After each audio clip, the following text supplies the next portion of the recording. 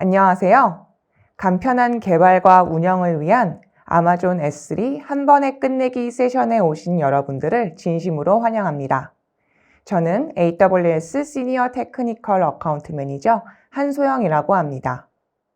아마존 S3는 AWS의 역사를 함께해온 대표적인 스토리지 서비스이고 사용하기도 간편합니다.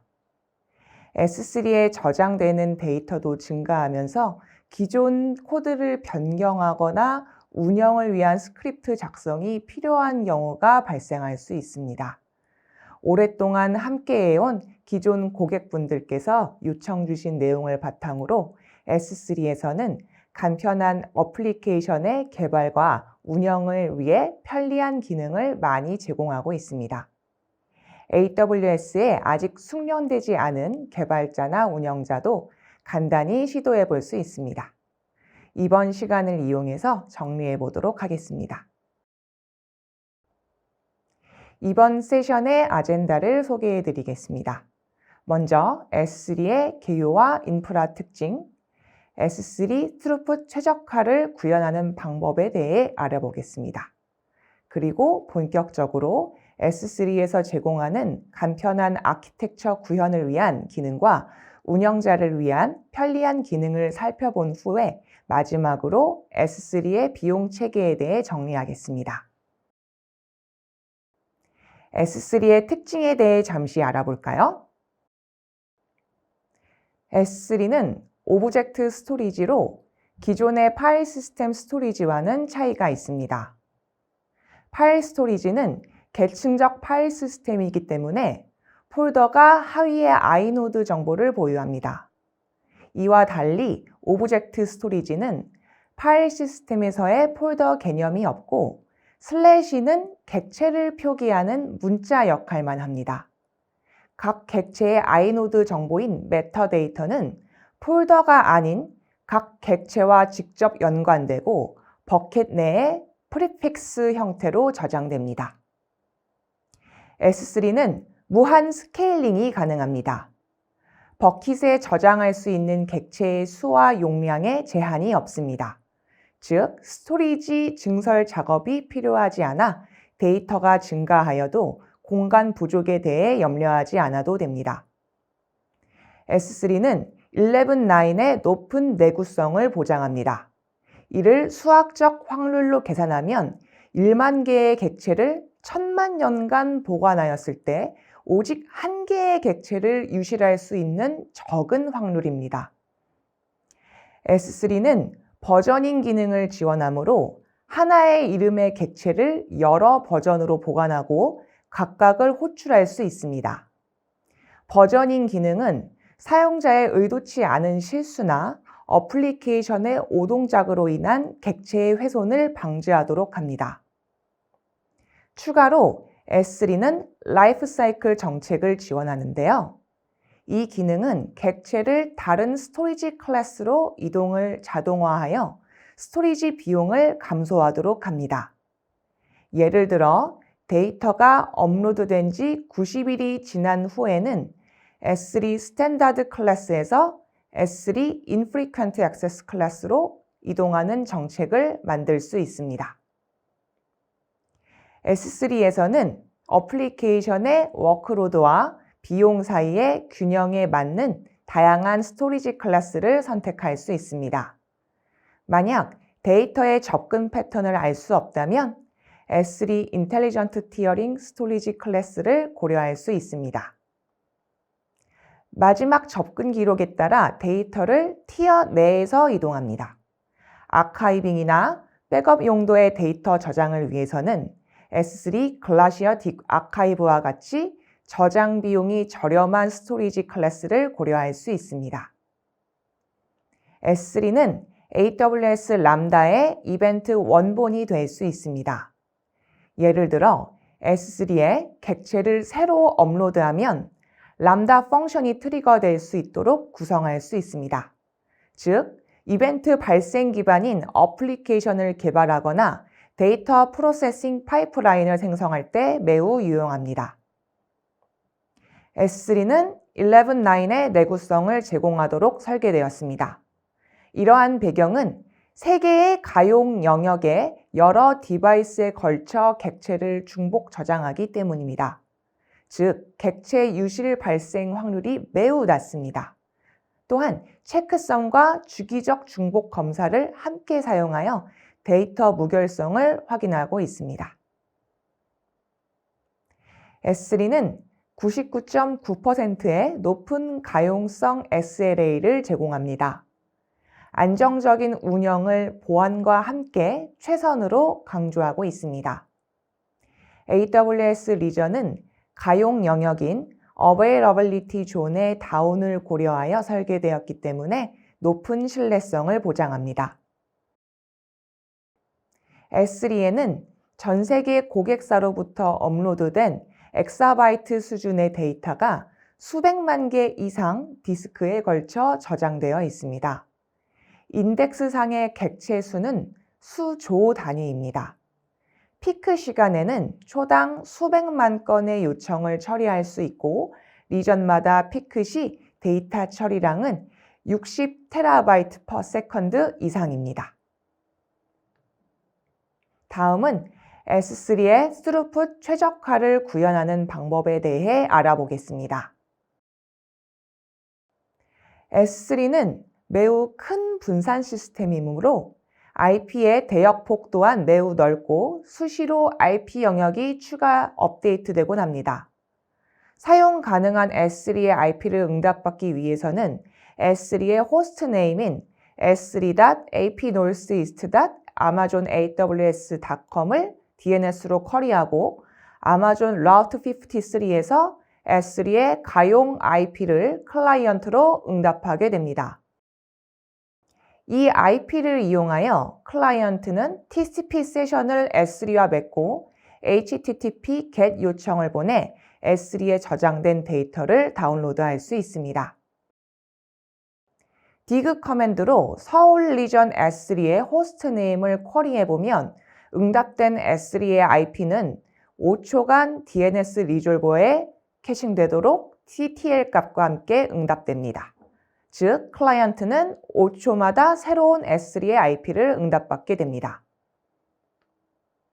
하나의 클라이언트에서 여러 개의 TCP 세션을 생성할 때 5초 이상의 간격으로 새로운 세션을 만든다면 각 세션은 서로 다른 S3의 IP를 응답받게 됩니다.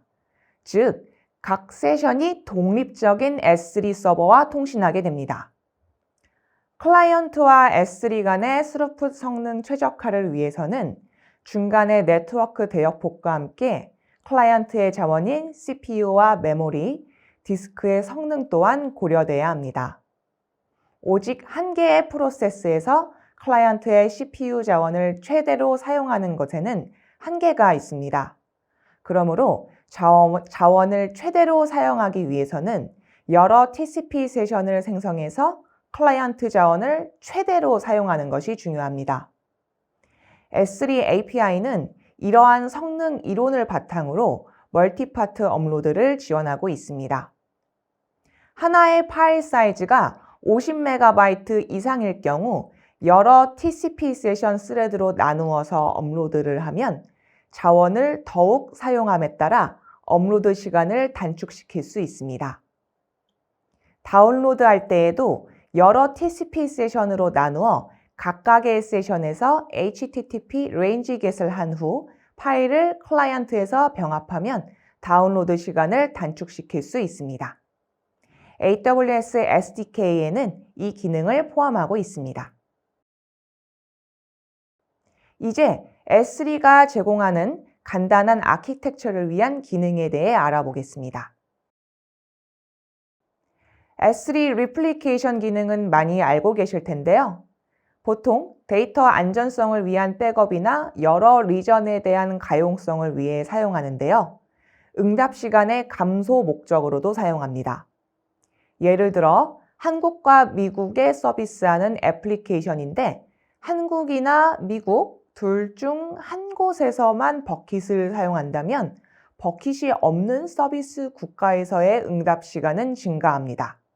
이러한 경우 리플리케이션 기능으로 한국과 미국에 각각 S3 버킷을 두어 동일한 데이터로 관리하면 응답 시간 성능을 개선할 수 있습니다.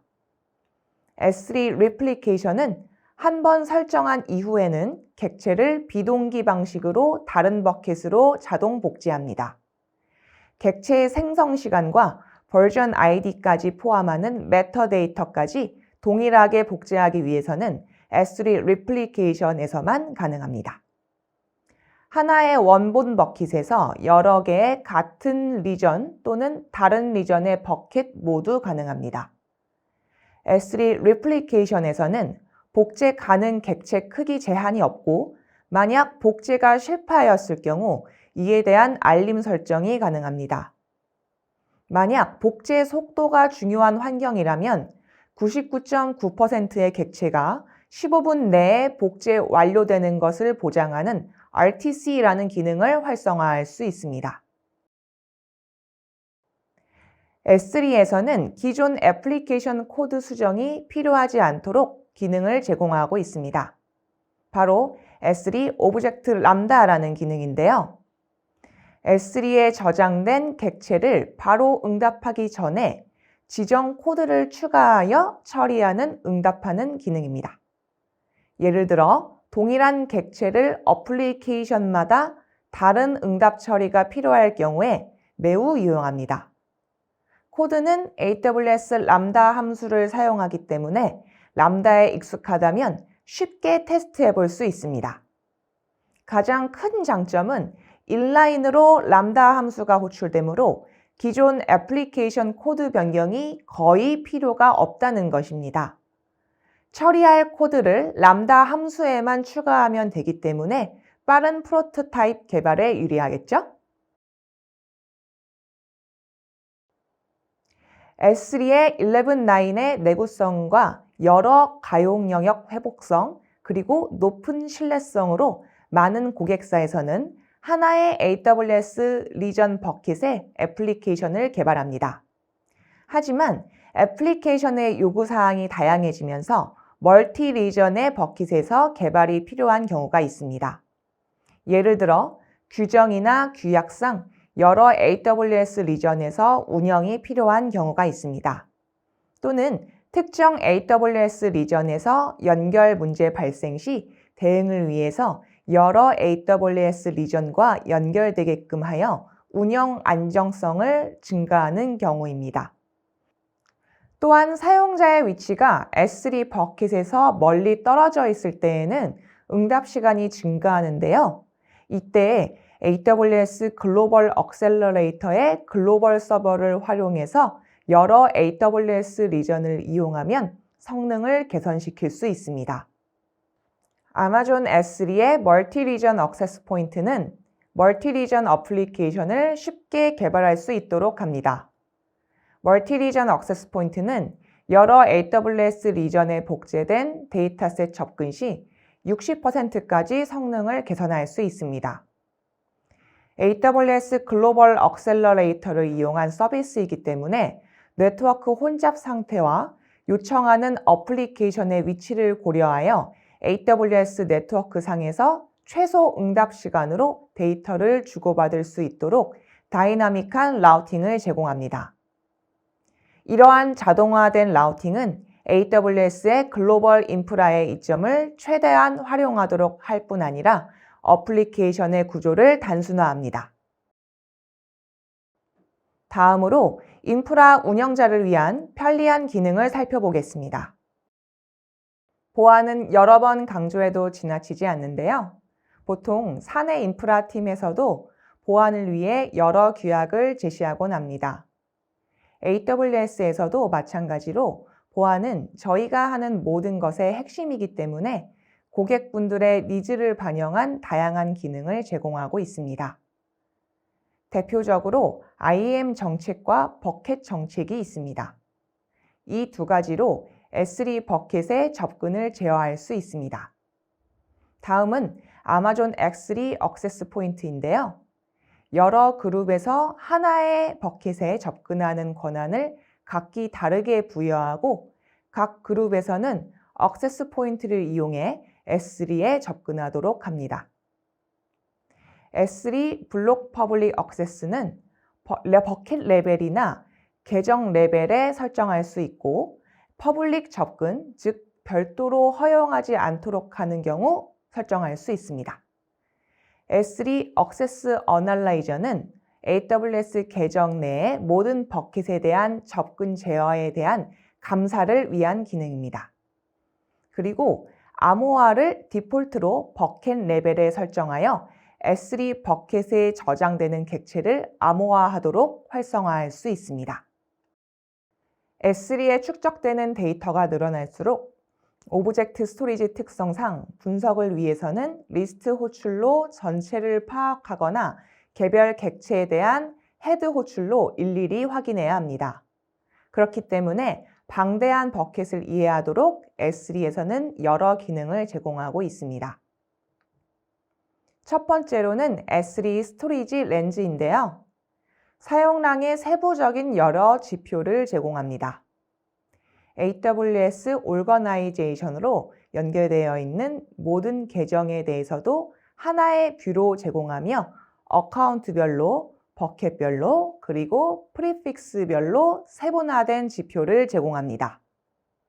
스토리지 렌즈는 버킷 내 객체 수 중 암호화된 객체 비율이나 스토리지 클래스로 분산된 지표와 같은 인사이트를 무료 기능으로 제공합니다. 처음 활성화해둔 후 약 48시간 이후에 지표를 확인할 수 있습니다. 프리픽스 레벨로 지표를 확인하고자 한다면 유료 서비스인 고급 지표를 활성화해야 합니다. 두 번째로는 오랫동안 S3의 데이터 관리 툴로 활약해온 S3 인벤토리 기능입니다. 각 객체의 메타데이터는 리스트 결과값에서 출력되지 않기 때문에 개별 객체에 대해 일일이 헤드 API를 호출해야 합니다. S3 인벤토리를 설정하면 출력하는 리포트에 S3의 현재 저장된 객체의 리스트를 출력해 줍니다. 각 객체의 사이즈, 마지막 수정일자, 암호화된 상태 등 메타데이터 값을 포함하게끔 출력하도록 설정할 수 있습니다. 리포트는 매일 또는 주마다 설정할 수 있고 전체 버켓 또는 프리픽스로 필터링도 가능합니다. 출력 형태는 CSV, ORC, Pocket과 같은 파일 중에 선택합니다. S3 인벤토리로 출력한 리포트가 방대하다면 분석하는 것이 복잡하게 느껴질 수 있는데요. 이 분석 작업을 쉽게 해주는 솔루션은 크게 두 가지입니다. 아마존 아테나는 S3에 저장된 데이터를 SQL 쿼리를 이용해서 분석하게끔 돕는 쿼리 서비스입니다. 출력된 인벤토리 리포트 파일을 데이터베이스 테이블처럼 만들어서 쉽게 쿼리할 수 있습니다. S3 Select로도 가능한데요. S3 Select는 CSV 파일 또는 gzip으로 압축된 파일을 쿼리로 사용할 수 있습니다. 다음은 S3 배치 오퍼레이션에 대해 살펴보도록 하겠습니다. S3 배치 오퍼레이션은 수백만 객체에 대하여 동일한 작업을 실행하는 기능입니다. 매니지드 서비스이기 때문에 백그라운드에서 동작하며 제시도와 스로틀링 기능을 포함하고 있습니다. 즉, 객체 작업을 위해 코드를 작성하거나 서버 플릿을 설정하거나 작업을 플릿별로 나누는 고민을 하지 않아도 됩니다. 그 대신 클릭 몇 번으로 잡을 생성하고 S3 자체적인 막대한 동시분산 작업을 지켜보면 됩니다. 배치 오퍼레이션을 실행하기 위해서는 잡을 실행할 객체 리스트 제공이 필요한데요. 이미 작성해둔 CSV나 S3 인벤토리 리포트를 사용할 수 있습니다. 그 다음엔 잡을 실행할 오퍼레이션을 선택하고 잡이 완료된 후에는 완료 리포트를 통해 결과를 확인합니다. S3 배치 오퍼레이션으로 여러 개의 잡을 동시에 실행하면 수백만 객체에 대하여 더욱 강력한 서버레스 패러럴 프로세싱으로 이점을 활용할 수 있습니다. 주의할 점은 배치 오퍼레이션은 개별 객체 크기가 5GB 이하인 경우에만 실행 가능합니다. 그리고 여기서 카피 오퍼레이션은 리플리케이션과 달리 객체 생성 날짜를 보존하지 않습니다. 완료 리포트에는 객체별로 완료 여부를 표시할 수 있습니다. S3에는 스토리지 비용 최적화를 위해 다양한 스토리지 클래스를 제공하고 있습니다.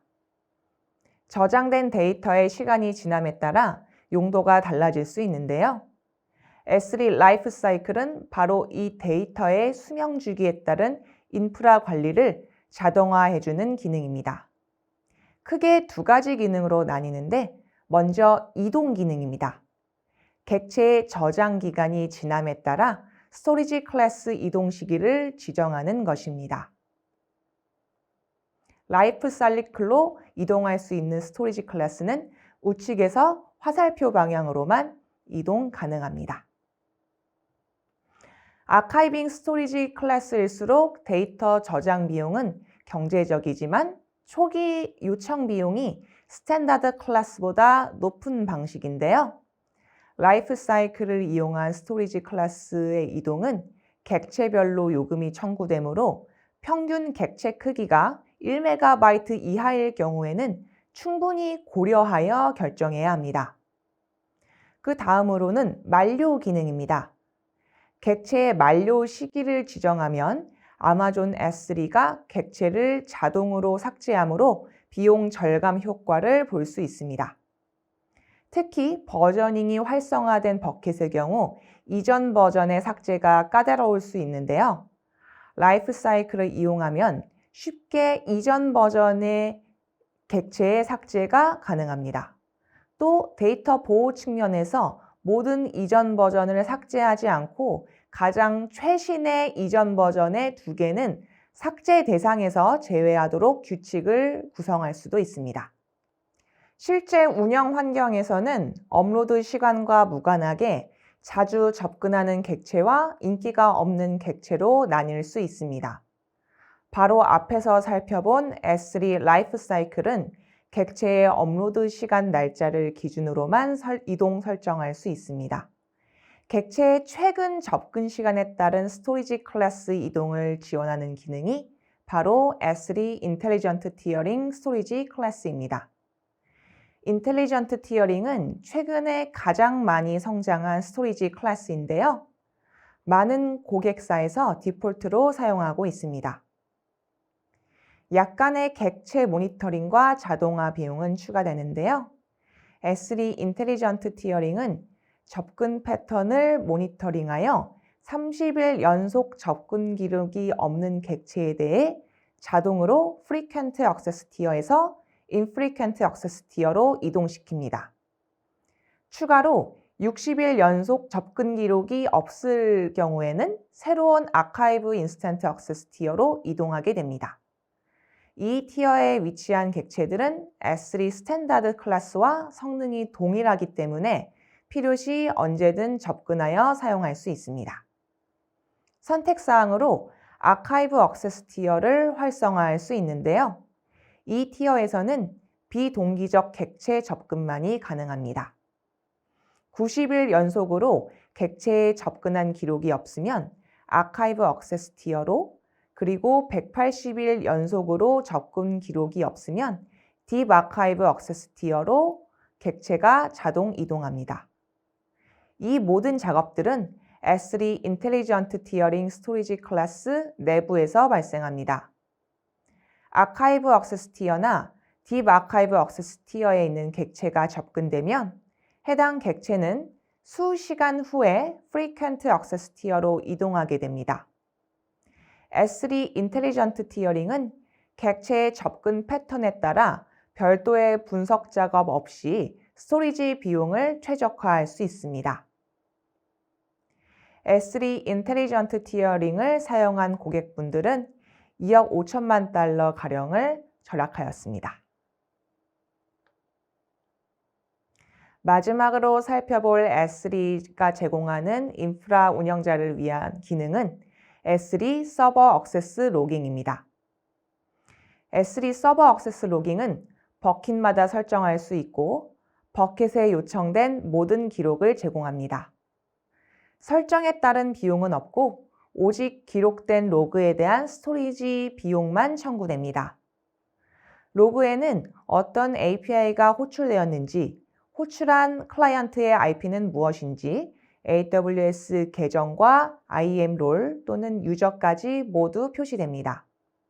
아마존 아테나를 이용해서 필요시 SQL 타입의 쿼리를 할 수 있고요. 로우 파일 형태이기 때문에 AWS 클라우드 트레일의 객체 수준 로깅보다 스토리지 비용이 유리합니다. 또한 S3 라이프 사이클 실행 기록은 오직 S3 서버 액세스 로깅에서만 확인할 수 있습니다. S3의 비용 체계에 대해 알아보도록 하겠습니다. 먼저 S3의 요금 체계에서 스토리지 클래스마다 상이한 3가지 요금 체계부터 알아보겠습니다. 대표적으로 스토리지 요금이 있는데요. 데이터의 보유 기간만큼 청구되므로 보통 S3 요금 중 가장 높은 비중을 차지합니다. 데이터를 자동으로 스토리지 요금이 보다 경제적인 스토리지 클래스로 이동시키는 S3 라이프 사이클도 앞에서 함께 살펴보았습니다.